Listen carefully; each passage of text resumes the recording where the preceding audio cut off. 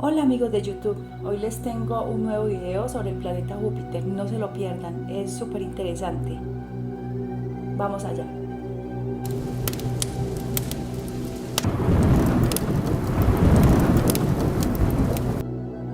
Se sabe que Júpiter es el planeta más grande del sistema solar, es 318 veces más grande que la Tierra. Es un planeta gaseoso y durante mucho no se ha sabido exactamente qué hay más allá de las inmensas nubes que crean remolinos y huracanes en las atmósferas. Pero ahora la NASA ha descubierto cómo es el interior de Júpiter, que han encontrado y además una salvación de Júpiter para la Tierra de la aniquilación total, gracias a su increíble tamaño. Júpiter está compuesto en su mayor parte por hidrógeno y helio, aproximadamente un 90% de hidrógeno y un 10% de helio. Las escalofriantes nubes y tormentas que se ven, la superficie conocida como troposfera, tiene un grosor de unos 50 kilómetros y que forman las características bandas rojas y blancas.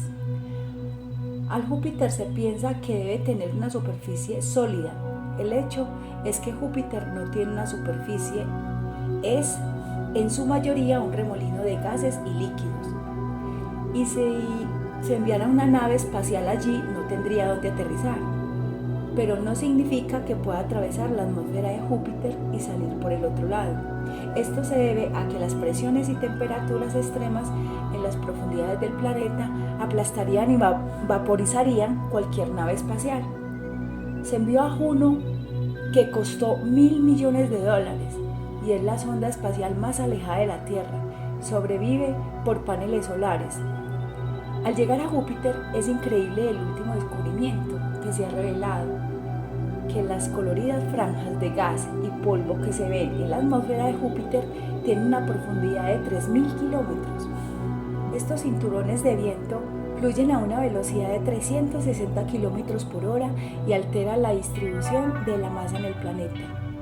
También se descubrió que la atmósfera de Júpiter gira de forma diferente con zonas y bandas. Las bandas de diferentes colores se ven que viajan en direcciones opuestas a las bandas más claras que se mueven en la dirección de la rotación de Júpiter, y las bandas de color oscuro se mueven más lentamente en la dirección opuesta.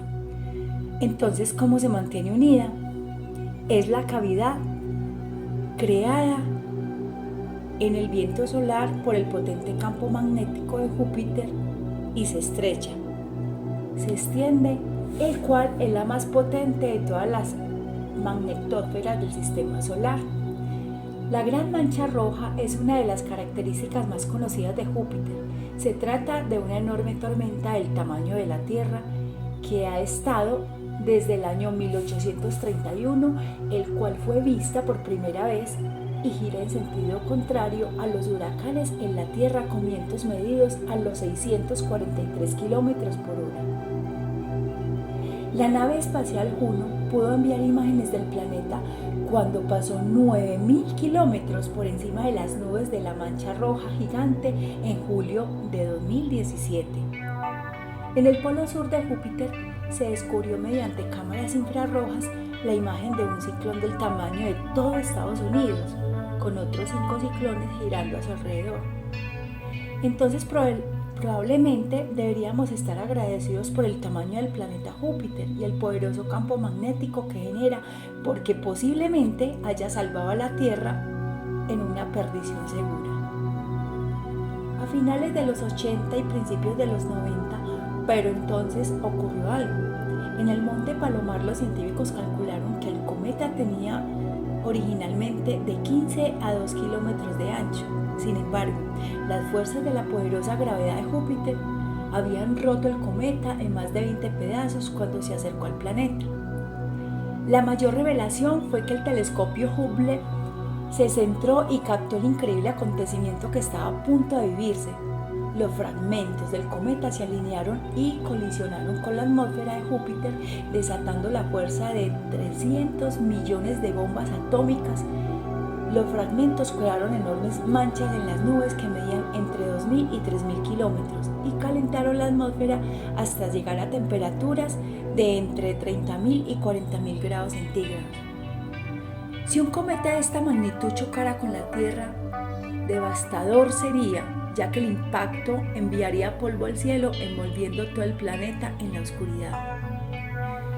Con el telescopio Hubble, lo que se ve es que la luz del Sol refleja en las cimas de las nubes, pero aún no hemos terminado. Todavía hay razones para pensar que Júpiter puede tener un centro rocoso envuelto.